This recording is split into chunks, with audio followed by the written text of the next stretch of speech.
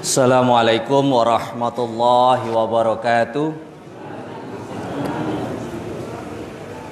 Innal hamdalillah nahmaduhu wa nasta'inuhu wa nastaghfiruh wa na'udzu billahi min syururi anfusina wa min sayyiati a'malina. May yahdihillahu fala mudhilla lahu wa may yudlil fala hadiyalah. Asyhadu an la ilaha illallah wa asyhadu anna Muhammadan 'abduhu wa rasuluh. Allahumma shalli wa sallim wa barik ala Muhammad wa ala alihi wa ashabi ajma'in, amma ba'du. Bapak Ibu jamaah rahimakumullah, alhamdulillah wa syukrulillah wa la haula wa la quwata illa billah. Pada kesempatan malam hari ini kita masih diberikan waktu, kesempatan oleh Allah, sekaligus keringanan hati langkah kita untuk menuju masjid dalam rangka memenuhi panggilan Allah sekaligus bertolabul ilmi dalam majelis taklim malam hari ini. Semoga setiap niat langkah kaki kita dicatat oleh Allah sebagai amal kebaikan. Amin.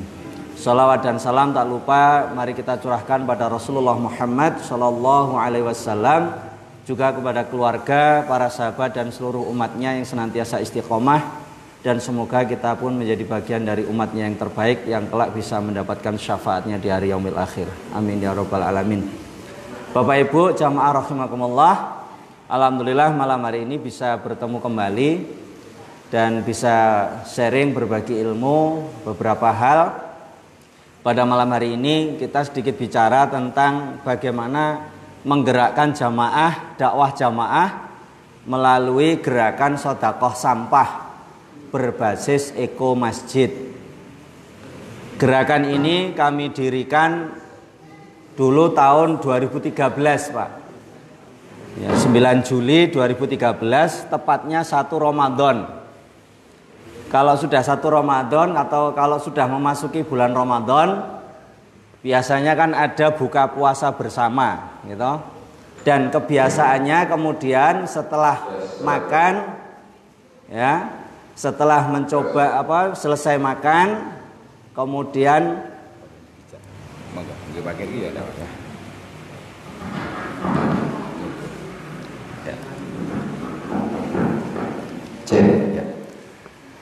saya lanjutkan. Jadi ketika Ramadan buka puasa, biasanya jamaah setelah selesai makan berbuka, kotak-kotak nasi ini berserakan. Waktu itu di masjid kami, di Masjid Al-Muharram Brajan, seperti itu keadaannya. Maka kemudian kami berinisiatif untuk bagaimana menggerakkan ini. Maka kami umumkan setiap selesai makan, 1 sisa kotak nasi yang diterima masing-masing dikumpulkan di karung, akan menjadi pahala sedekah. Waktu itu memang jamaah bingung, dari mana pahalanya, wong itu sampah. Nah, maka di sini kami akan menyampaikan, insya Allah ini bisa dipraktekkan oleh siapapun. Kenapa kami menyampaikan berbasis eko masjid? Karena ya, memang kami mengambil tempat di halaman masjid. Markasnya gerakan sedekah sampah Kampung Brajan itu di halaman masjid. Maka ini menjadi satu program terpadu dari masjid. Jadi program eko masjid yang kami laksanakan dulu sudah pernah kita singgung tentang arsitektur ramah bangunan, ramah lingkungan, penghijauan, ada gerakan sedekah sampah, memanen air hujan, air wudhu, menjadi masjid ramah anak dan masjid ramah difabel. Nah, dari sini salah satunya adalah program sedekah sampah. Kalau mengacu dari apa yang pernah disampaikan Profesor Den Samsudin tahun 2011 Pak. Waktu itu beliau di UMY menyampaikan salah satu bentuk syirik modern itu adalah perilaku manusia yang merusak lingkungan. Itu syirik modern. Jadi tauhid kita bermasalah kalau kita tidak menjaga lingkungan ini. Maka dari sini Bapak Ibu, kita lihat amanah undang-undang ya, nomor 18 tahun 2008 tentang pengelolaan sampah. Jadi Bapak Ibu, pengelolaan sampah itu meliputi 2 hal. 1 pengurangan, 2 penanganan. Nah, saya mau tanya, kinten-kinten panjenengan selama ini sampahnya yang di rumah panjenengan itu setelah terkumpul dibuang sendiri atau diambil, Pak? Diambil. Ada petugas sampahnya ya. Setelah diambil, kira-kira persoalan sampah panjenengan selesai belum? Belum. Alhamdulillah kalau sadar belum. Karena kita baru tahap pertama, yaitu mengurangi sampah dari dalam rumah dikeluarkan keluar rumah. Dan sesungguhnya panjenengan tidak sedang membuang sampah. Saya tidak sepakat istilah buang sampah. Kenapa? Karena sampah panjenengan itu sesungguhnya hanya berpindah tempat. Dari dalam rumah dikeluarkan diambil tukang sampah, oleh tukang sampah entah itu pakai motor, gerobak, dibuang lagi di subterminal. Mungkin ada di pinggir pasar Legi atau pasar Taman Sari atau mana itu. Baru kemudian diambil lagi oleh truk. Dari truk itu baru kemudian ada yang mampir lagi, ada yang langsung ke Piungan, TPST Piungan. Sampai di TPST Piungan, Bapak Ibu, kira-kira sampah panjenengan, persoalan sampahnya selesai atau belum? Belum. Makanya kemarin ada darurat sampah Jogja. Sekarang pun sudah darurat. TPST Piungan itu ada di satu lembah, kedalaman lembahnya itu 30 meter. Sekarang sudah penuh dan naik ke atas ketinggiannya sudah 30 meter. Berarti sampah di Piungan itu kurang lebih 60 sampai 70 meter tingginya. Kalau nggak segera diselesaikan bisa melebihi Gunung Merapi nanti. Lah, maka harus dikurangi, setelah itu ditangani. Lah, pemerintah kita belum sampai selesai dalam hal penanganan. Maka akhirnya menjadi persoalan di Piungan. Nah, gerakan sedekah sampah salah satu cara bagaimana memutus mata rantai tadi. Dari rumah kemudian diambil tukang sampah pertama, ambil tukang sampah kedua, ambil tukang sampah ketiga sampai ke TPST. Kita memotong mata rantai ini, Bapak Ibu. Yaitu apa? Dari rumah langsung disetorkan ke masjid, karena ini kami berbasis eko masjid. Kemudian dikelola oleh takmir masjid. Setelah itu langsung dibeli oleh pengepul. Dari pengepul langsung ke pabrik. Ini mata rantainya jadi tidak sampai memenuhi TPST Piungan. Dan di TPST Piungan sampah panjenengan belum selesai. Kenapa? Karena terbawa angin, bahkan kadang belum sampai TPST Piungan gitu. Karena truk-truk kita ini kan enggak seperti truk-truk yang di Upin-Ipin gitu. Mung dikrukupi terpal begitu kono angin dikebur sepanjang jalan. Sampai TPST Piungan bisa jadi dibawa angin, dibawa air hujan seperti sekarang sampai ke Laut Selatan. Oleh sebab itulah kemudian ini kita harus bergerak. Kenapa? Karena ini Bapak Ibu. Lihat. Jadi saat ini sampah di tempat kita ini sudah luar biasa. Indonesia dapat rekor nomor 2.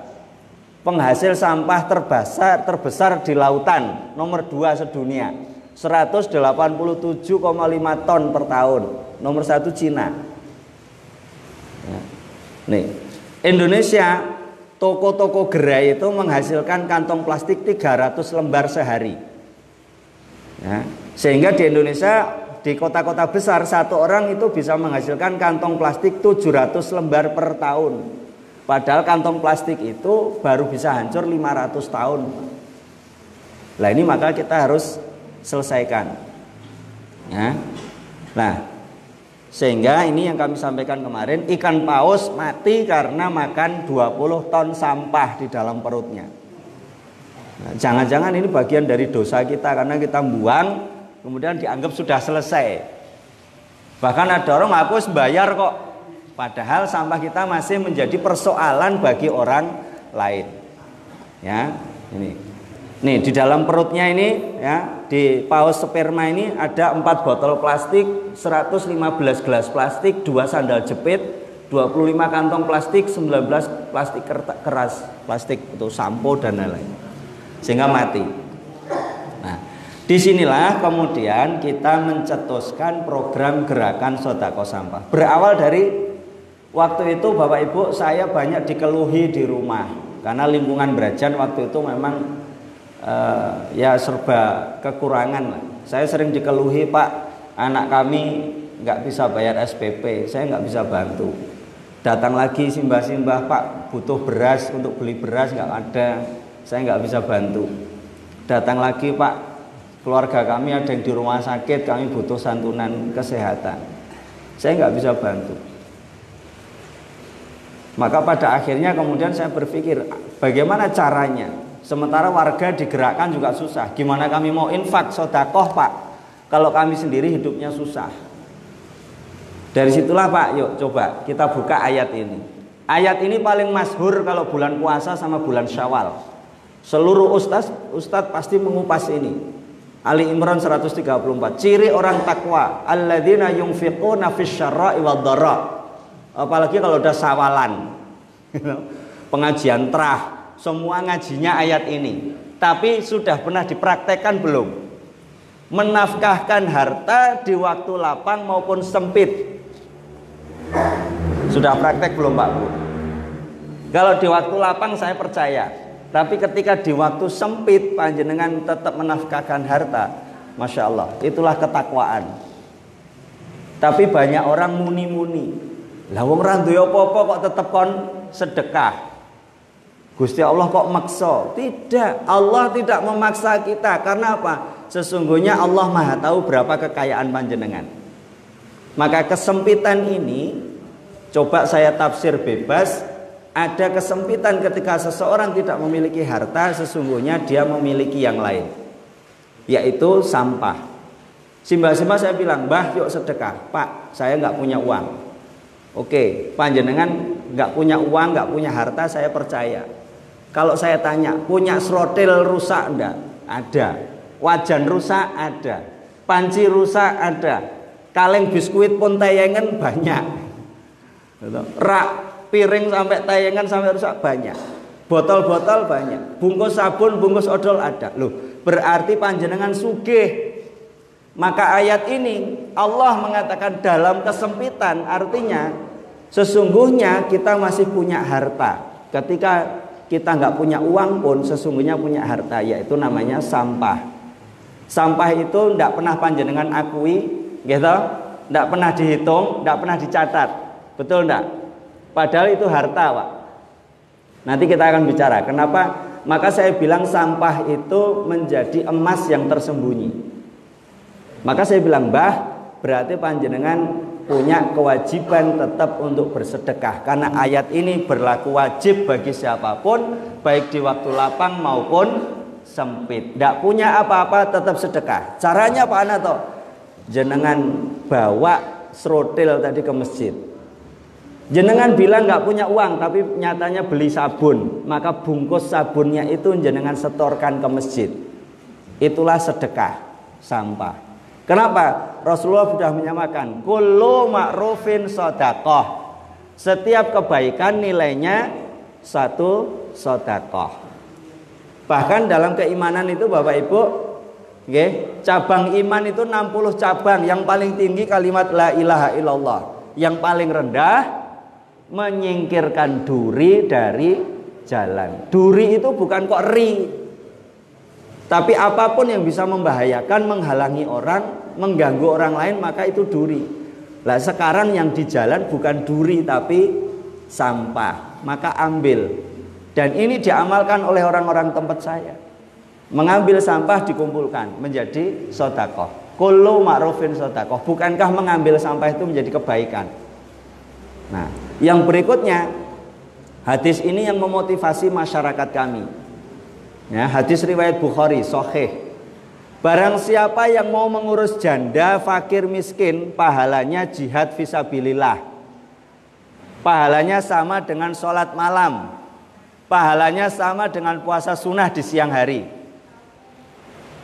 Terus ngurusi rondo niku pahalanya jihad, Pak. Oh, sapa sing arep golek rondo anjuran. Nek rondone Musdalifah wis sugih gitu. Maka dari hadis inilah Bapak Ibu, ya, saya bersama teman-teman termotivasi untuk bagaimana membantu mereka. Karena jihad ini Jihad itu artinya bersungguh-sungguh, pahalanya luar biasa, surga. Maka saya istiqomah, istri saya 1, janda saya 70. Mobil saya kalau membawa janda 10, istri saya nggak pernah cemburu. Wong isine simbah-simbah 70 tahun, 80 tahun. Ya. Artinya apa? Yuk kita ambil spiritnya Rasulullah. Ketika Rasulullah poligami bukan karena nafsu. Kenapa? Karena ingin memberi jaminan sosial, jaminan keamanan, jaminan ekonomi, jaminan perlindungan, jaminan kesehatan. Sehingga janda-janda tua ini dilindungi oleh Rasulullah, diberi, dijamin ekonominya, keamanannya, kesehatannya, lele. Ini yang kami ambil spiritnya.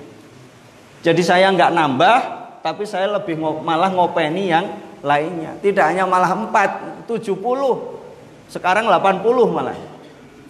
Tambah meneh gitu. Berarti tinggal mati wingi. Rondone tambah meneh. Nah, ini. Dari sini Bapak Ibu, ya, ada 6 prinsip gerakan sedekah sampah. 1, bagaimana membangun kita itu baiti jannati. Rumahku adalah surgaku. Gitu Pak, Bu. Jenengan kepingin rumah panjenengan dados surga to? Ning kok nek duwe omah barange teng Klara, sampai kebak nggih napa mboten? Lho kok nggih.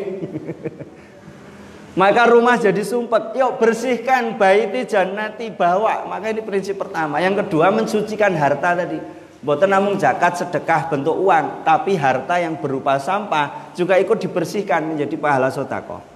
Yang ketiga, peduli terhadap lingkungan. Yang keempat, bagaimana membangun kebersamaan masyarakat, saling tolong-menolong. Kemudian membangun kesadaran kolektif dari anak muda, remaja, orang tua bareng-bareng. Yang keenam, terciptanya, terwujudnya sikap ta'awun dan takaful. Maka dulu warga yang bilang, Pak, nggak mungkin saya bisa membantu saudara saya, wong saya sendiri hidupnya susah. Sekarang bisa. Ta'awun takaful dengan sampah. Nah, maka 6 langkah sederhana saya ambil sistematisasinya dari hadis ini. Sesungguhnya Allah itu baik dan menyukai kebaikan, bersih menyukai kebersihan, murah hati dan senang kepada kemurahan hati, dermawan dan senang kepada kedermawanan. Karena itu bersihkanlah halaman rumahmu. Ada perintahnya Pak. Maka kemarin saya berdebat dengan orang bule. Orang bule mengatakan jangan bilang sampah Mas. Adanya itu adalah limbah. Saya sepakat itu limbah yang masih termanfaatkan. Tapi apakah bisa kita menghilangkan kata sampah dari Kamus Besar Indonesia? Kemudian saya bilang bla bla bla, dia bilang, Mas, jangan bawa-bawa agama karena sampah itu nggak punya agama. Saya bilang, mohon maaf kalau agama jenengan bukan Islam. Tapi dalam Islam sampah itu punya agama. Agamanya adalah ajaran Islam. Lihat ada hadisnya. Gitu. Perintahnya jelas kan, bersih menyukai kebersihan, bersihkanlah halaman rumahmu. Berarti sampah ada agamanya. Maka sistematisasi ini saya buat 6 langkah. 1 Pak, Bu, kumpulkan sampah di rumah. 2, bawa ke masjid dipilah. 3, kemudian ya setelah distorkan tadi kemudian dipilah. 4, dijual. 5, kemudian dikelola oleh bendahara takmir atau siapapun. Yang ke-6, ditasarufkan. Atau panjenengan pengen cepat, gampang. Konsep sedekah sampah berbeda dengan bank sampah. Kalau bank sampah Pak Bu harus ada pengurusnya dulu, gitu. Ada pencatatnya, ada buku tabungannya. Uang sampah yang disetorkan dijual, uangnya kembali ke yang setor dalam bentuk tabungan. Maka sifatnya materialisme. Orang bawa sampah niatnya pengen dapat duit. Maka seringkali orang salah kaprah. Begitu ada orang bawa sampah sedikit, diolok-olok, kok sampahmu cuma sedikit. Loh, sampahku banyak. Padahal Pak Bu, logika pengelolaan sampah tidak begitu. Saya kemarin sampaikan ke kementerian, begitu saya dipanggil oleh kementerian, diundang, saya bilang, kenapa kok juara 1 bank sampah adalah yang volume sampahnya paling tinggi? Saya protes. Lah bagaimana mungkin pemerintah mencapai zero waste 2025, Bantul 2020 bersih dari sampah. Sampai hari ini 2020 belum bersih. Kenapa? Karena ternyata penilaian yang juara yang banyak sampahnya. Saya bilang logika Anda salah. Harusnya grafik penduduk naik, sampahnya turun, itu baru berhasil. Karena kita ingin mengurangi sampah. Nah, maka dari sini pengelolaan gerakan sedekah sampah ini menjadi berkah betul, Pak. Anak-anak ini saya foto waktu kelas 3 SD, sekarang kelas 1 SMP, kelas 2 SMP. Mereka jadi bergerak. Dulu malu, isin, jijik melihat sampah. Tapi kemudian mereka justru bersemangat. Apa? Bagi mereka, begitu lihat sampah, kata mereka apa? Surga dari situ diambil. Kullu ma'rufin sedekah. Setiap kebaikan pahalanya sedekah. Dan itu bagian dari keimanan kita yang paling kecil. Diambil, dikumpulkan.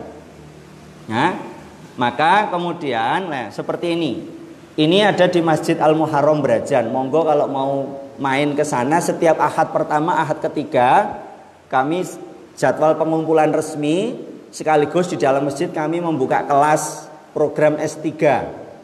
Langsung S3 Pak Sayuti. Karena kami sering menyebut masjid kami itu UMM, Universitas Masjid Muharram Brajan. Programnya satu, yaitu program S3, Sekolah Sedekah Sampah. Dari seluruh Indonesia sudah pernah datang ke sana. UHAMKA rutin setiap tahun kerjasama dengan kami. Terakhir kemarin 300 mahasiswa datang untuk belajar pengelolaan sampah. Rutin. Dari kampus-kampus lain pun demikian. Nah, ini Pak. Jadi setiap Ahad pertama, Ahad ketiga, semua komponen masjid, remaja masjid, anak-anak dari usia PAUD bahkan datang bermain sambil membantu cari pahala. Jadi kami punya prinsip, di dunia tangan kami kotor, tapi di akhirat ini yang akan menjadi saksi sendiri di hadapan Allah, berkata, tanganmu untuk apa? Untuk ngambil sampah, untuk membantu orang lain. Remaja masjid, ini yang bawa TV ini ketua remaja masjidnya, putranya Pak Santoso. Kemudian Bapak Ibu semuanya. Rata-rata Bapak Ibu, sehari pengumpulan kami bisa dapat 500.000 sampai 1,5 juta satu hari.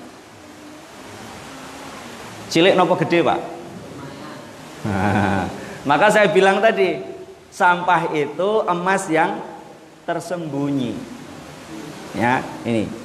Dan semakin lama sampah yang dikirim bukan lagi sampah-sampah itu. Nah, ini.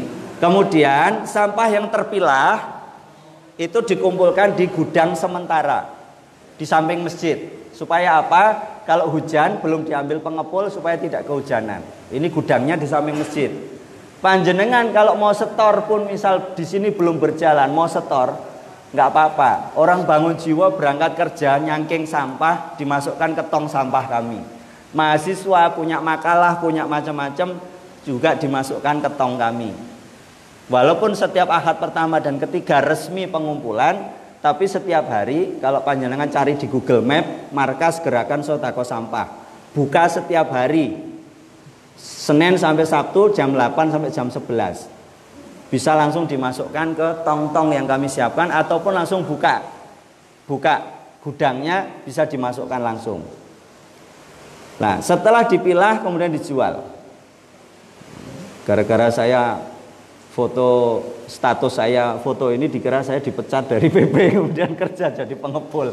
Saya bilang ini pekerjaan lainnya. Mas, orang megawe meneh kok. Enggak. Nah ini. Jadi kita jual ke pengepul. Dan Bapak Ibu, pengepul yang dengan kami alhamdulillah justru dia bersedekah. Bapak yang belum dipilah, kami akan pilah dan kami akan beri harga khusus. Jadi dia malah bersemangat untuk bersedekah. Nah, uangnya setelah dikelola oleh bendahara, Bapak Ibu, penjualan tadi, uangnya untuk apa? Ada 3 program utama. 1, kami memberi santunan beasiswa pendidikan pada anak yatim piatu dari SD, SMP, SMA. Alhamdulillah sekarang sudah ada yang kuliah di ISI Yogyakarta. Kita beri tinggi itu sekarang sudah di ISI Yogyakarta. Alhamdulillah. Kita beri motivasi terus. Terakhir ketika dia sempat ngedrop, mau lulus dari SMKI, mau nggak kuliah karena nggak punya biaya lagi, alhamdulillah Allah turunkan lewat jalur orang lain. Kami kedatangan tamu dari Norwegia, duta lingkungan Norwegia sekaligus staf kedubes Norwegia datang tiba-tiba ke tempat kami, memberi inspirasi dan semangat pada anak-anak. Anak-anak muda di sini akan saya ceritakan ke seluruh dunia bahwa ada anak muda remaja masjid mau mengelola sampah dan peduli terhadap lingkungan. Makanya dia termotivasi, Pak saya harus kuliah. Karena itu yang saya janjikan dulu. Ketika mereka, Pak pengen seperti masjid yang sana itu loh, kan hebat terkenal. Saya bilang, nggak usah berpikir muluk-muluk, yuk kerjakan apa yang di depan mata. Ngambili sampah, kita bantu warga kita. Suatu saat kalau Allah berkenan pasti kalian juga didatangi orang luar negeri. Alhamdulillah akhirnya mereka tercapai. Yang kedua programnya santunan sembako Bapak Ibu. Kepada tadi 70-80 janda fakir miskin yang sudah tua renta nggak punya pekerjaan. Kita bagi 3 bulan sekali, satu paket 50.000. Nah, yang ketiga kita punya program santunan kesehatan. Standar dana sehat Muhammadiyah. Sekali opnam warga miskin dilaporkan oleh Pak RT atau takmir kepada kami, Pak warga kami sakit kurang mampu. Kami akan datangi ke rumah sakit atau ke rumahnya, kita beri 500.000 sekali opnam. Bahkan Masya Allah Bapak Ibu, Simbah Putri ini yang jadi inspirasi kami. Tadi mengamalkan ayat Ali Imran 134. Mbah Wir panjenengan Tepang, rumahnya kecil, nggak punya apa-apa. Mbah Kakung Senin Kamis harus cuci darah. Padahal Mbah Wir Putri hanya kerja waktu itu di pasar Legi, bantu orang jualan. Semakin bertambah usia, kalau pulang dari pasar sering pingsan di tengah jalan. Saya pernah menemukan sekali, kemudian saya bawa, pas saya bawa mobil. Masya Allah, berjuangnya luar biasa untuk hidup. Tapi begitu ada sodako sampah, dia terinspirasi, saya harus bisa sodako. Seumur hidup saya nggak bisa sodakoh. Maka ketika Mbah Kakung masuk rumah sakit, saya tengok bareng sama ibu-ibu. Apa beliau bilang? Pak Ananto mohon maaf, saya seminggu di rumah sakit harus nunggu simbah. Saya nggak punya pekerjaan, nggak dapat penghasilan. Tapi tolong jenengan mampir ke rumah, ambil 2 karung sampah saya di rumah. Semoga itu jadi sodakoh saya sama Mbah Kakung. Subhanallah. Tadi berarti ayat Al-Quran firman Allah tadi benar adanya. Alladzina yunfiquna fisyarra wadhara. Nafkahkan harta kalian di waktu lapang maupun sempit. Tidak punya harta 1 rupiah pun dia bisa sedekah 2 karung sampah. Subhanallah. Bahkan belum lama beliau kena serangan jantung, 5 hari di PKO di ICU, kami nggak boleh nengok. Tapi Allah beri keajaiban. Hari ke-6 dia langsung boleh pulang. Beliau mengatakan, Pak, anaknya waktu itu bilang, Pak, ibu saya, simbok saya di ICU, tolong ambil 1 karung sampah di rumah. Kemarin sebelum kemudian jatuh kena serangan jantung, simbah masih sempat mengumpulkan sampah. Tolong ambil sebagai pahala beliau. Mungkin jadi syafaatnya, Pak. Seperti kaum muda Al-Kahfi itu. Hari ke-6, Pak, langsung dokter mengatakan simbah sehat pulang. Dan beliau mengatakan, Pak, subhanallah saya diberi kesehatan oleh Allah, mungkin karena sedekah saya. Nah, maka ini Bapak Ibu. Nah, jadi dari sinilah kemudian alhamdulillah, karena program ini memang pertama dan satu-satunya di dunia. Kenapa saya bilang begitu? Karena berbasis eko masjid. Kalau pengelolaan sampah berbasis kampung, dasawisma mungkin banyak lewat bank sampah. Tapi yang berbasis masjid itu baru 1. Dan tapi alhamdulillah sekarang kami sudah menyebarluaskan melalui program S3, sehingga banyak masjid yang sudah menduplikasi kegiatan ini. Semoga di Masjid Khairul Ummi bisa jalan. Dan alhamdulillah buku kami akhirnya diterbitkan. Setelah kami dipanggil oleh Bu Menteri, saya diskusi panjang. Dulu pemerintah hanya punya program 1 namanya Bank Sampah. Sekarang pemerintah punya tambahan program namanya Sodakoh Sampah. Maka buku ini kemudian saya tulis dan diterbitkan oleh Kementerian Lingkungan Hidup. Profil Gerakan Sodakoh Sampah Kampung Brajan. Penerbitnya Kementerian Lingkungan Hidup. Dan ini menjadi buku panduan nasional tentang pengelolaan sodakoh sampah. Mungkin nanti bisa dipelajari. Ya, saya tinggal nanti. Tapi PDF-nya itu selalu saya share melalui WA, dan itu saya sudah minta hak cipta itu dibebaskan oleh kementerian, dan itu menjadi bebas dan kita sebarluaskan kemana-mana. Maka dari situlah kemudian Ada rombongan dosen dari Bangladesh belajar sedekah sampah. Ada staf kedubes Norwegia, ada Dewan Masjid Kerajaan Malaysia datang untuk belajar dan ingin tahu tentang pengelolaan sedekah sampah dan lain sebagainya. Sehingga dari sini kita ingin sedikit Bapak, karena waktunya juga mepet, ya, berbagi ilmu saja, ya. Apa saja atau jenis sampah yang bisa disedekahkan? Satu, jenis plastik PET bodongan. Ya, ini saya bawa contoh seperti ini, nggih. Ini PET bodongan plastik. Ini kalau hancur 1.500 tahun, 2.000 tahun baru hancur, Pak. Nggih. Lah biasanya Bapak Ibu kalau jual ke tukang rosok itu hanya dibeli satu harga. Padahal ini ada dua harga. Ini PET, ada kodenya di belakang, ini sekali pakai, jangan uji coba untuk diulang. Kenapa Pak dana BPJS habis? Karena banyak untuk operasi kanker. Kenapa banyak operasi kanker? Karena orang Indonesia sering menggunakan botol ini 2 kali pakai. Padahal di sini ada kode sekali pakai. Yang kedua, meskipun baru jangan diisi air panas. Karena sel kanker akan keluar dari sini ketika diisi air panas. Ini yang saya sering prihatinkan. Di Jogja banyak orang nyuwun sewu jual jamu pakai botol seperti ini kan Bu. Jamunya sehat tapi ketika ngisi posisi panas, maka justru sel kanker akan keluar. Lah ini satu PET, ini HDPE. Maka kalau dijual ini sebetulnya ada dua harga. Dua harga. Kalau masih kotor Bapak Ibu, ada ini kotor ya. Ini harganya turun 15%. Panjenengan paling hanya dihitung sekilo 2.000. Tapi kalau sudah bersih begini, ini menjadi 4.700 sekilo. Nah, kacek gitu. Dan menjadi dua harga karena tutupnya harganya sendiri. Bahkan ini jenisnya HDPE ya. Kalau yang tutupnya jenisnya HDPE. Ini sama dengan ember, pot bunga, gayung. Ya, ini tutup. Maka untuk ngurusi janda 70 Bu, diantaranya kalau ibu-ibu kan diberi cincin emas, kami memberinya untuk cincin botol. Ini sisa segel dicungkili sama anak-anak Bu, Pak. Kenapa? Karena ini jenisnya sama dengan ini, jenengan tutup. Kalau sekilo tetap ada harganya. Jangan bilang alah mung barang cilik we Mas Ananto. Ingat, dalam Islam tidak ada istilah kecil. Famay ya'mal mithqala dzarratin khaira yara. Selembut debu aja dihitung kebaikan kita. Maka ini menjadi nilai sedekah. Kalau sekilo ada harganya, maka itu dikumpulkan. Ini yang sudah kuliah diisi. Nah, ini pun Bapak Ibu, kalau panjenengan jual biasanya dibeli satu harga. Padahal ini ada dua harga.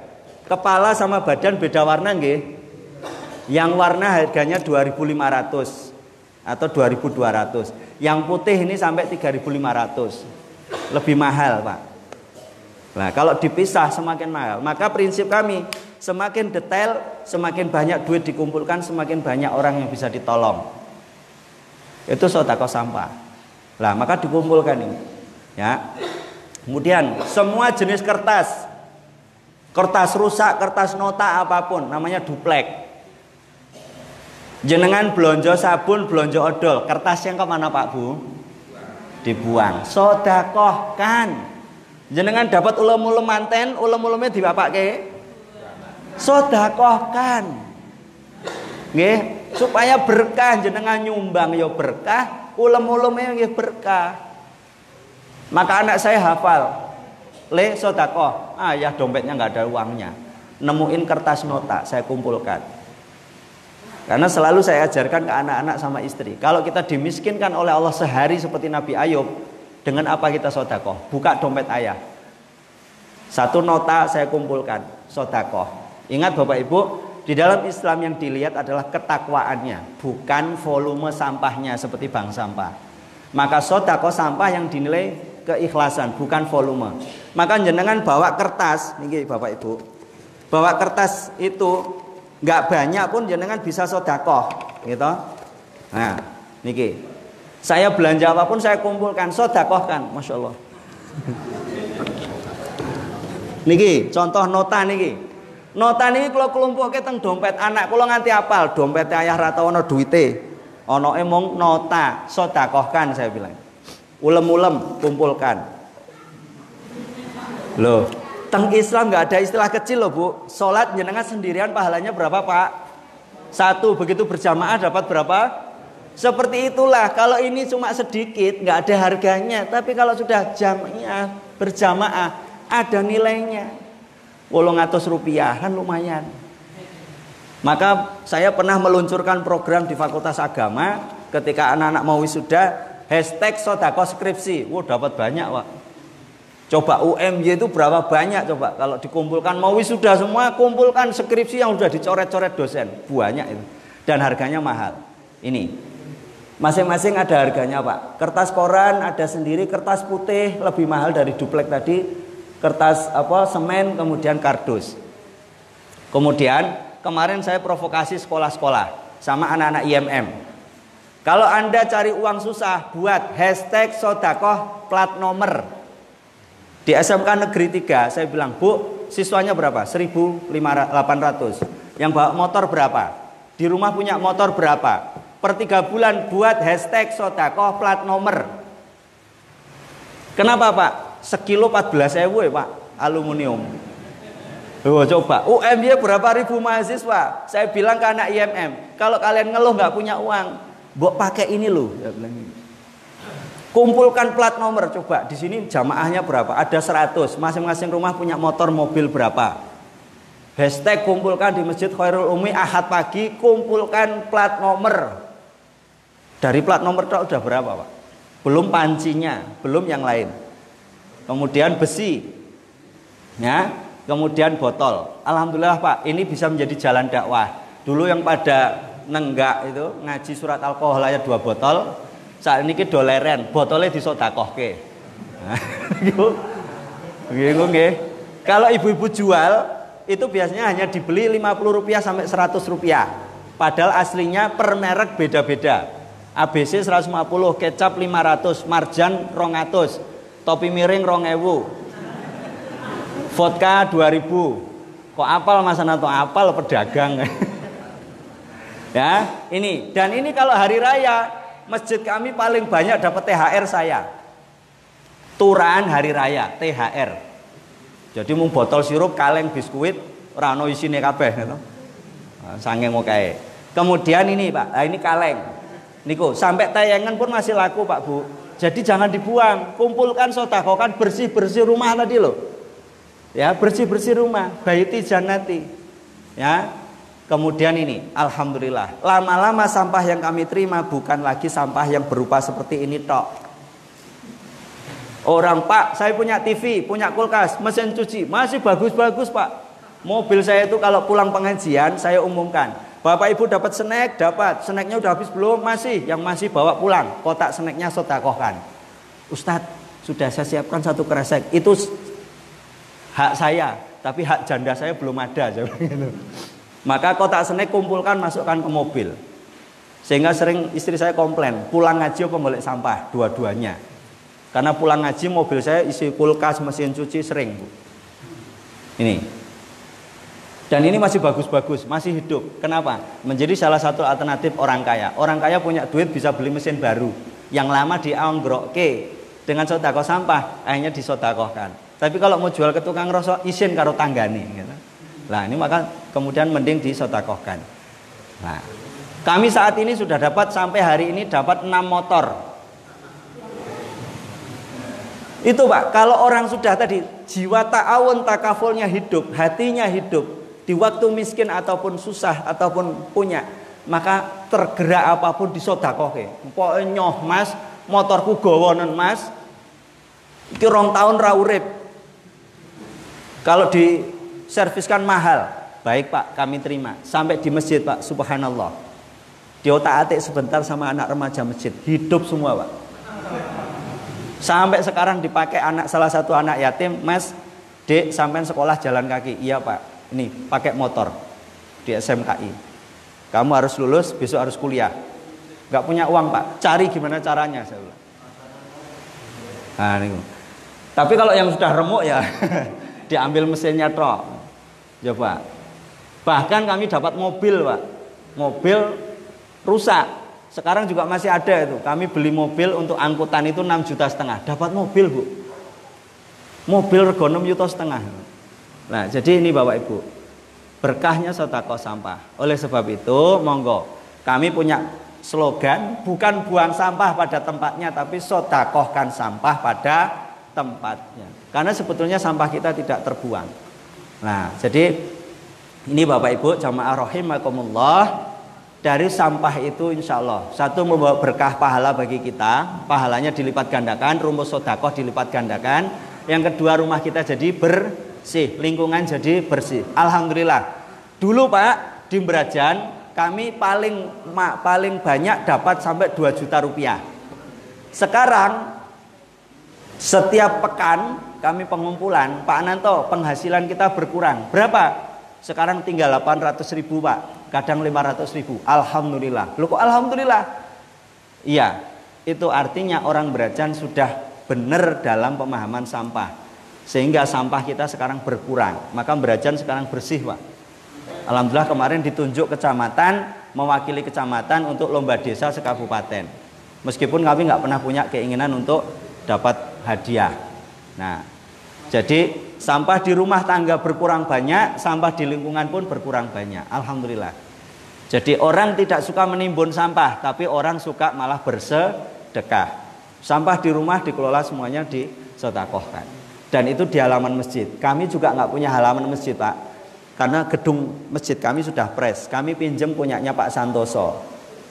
Nah, sehingga itu kemudian dikelola. Alhamdulillah. Jadi itu Bapak Ibu jamaah rahimakumullah, bagaimana cara mengelola sedekah sampah. Untuk lebih jelasnya panjenengan bisa juga main ke tempat kami di Mbrajan, cuma sebelah gitu. Di akad pertama bisa, akad keempat bisa. Banyak kunjungan ke sana, belajar, pengen tahu langsung cara memilah dan seterusnya. Bahkan pengen lihat anak-anak bagaimana mereka bersemangat. Dan relawan-relawan ini tidak ada satupun yang digaji. Semuanya lillahi ta'ala. Mereka hanya berharap mengamalkan hadis Rasulullah. Wahai orang yang beriman, di setiap persendianmu, setiap manusia itu punya 360 persendian, maka sodakoi setiap hari. Itulah menjadi prinsip relawan sedekah sampah. Kami nggak bisa bantu dengan uang, dengan persendian 360 yang sudah dikasihkan modal oleh Allah ini, kami sedekahoi untuk menjadi relawan. Ngambil sampah dengan tanpa mendapatkan apapun, paling hanya makan siang, itu pun kalau pas ada. Ya, jadi itu yang bisa kami sampaikan. Semoga ini bisa menjadi inspirasi bagi semuanya, dan mari kita selalu untuk membersihkan lingkungan kita, jaga lingkungan kita, bagian dari keimanan. Jadi di dalam Quran dan hadis sudah ada perintah-perintahnya, tinggal kita mau melaksanakan atau tidak. Alhamdulillah, matur nuwun, semoga bermanfaat. Nasrun minallah wa fathun qarib, billahi taufiq wal hidayah. Wassalamualaikum warahmatullahi wabarakatuh.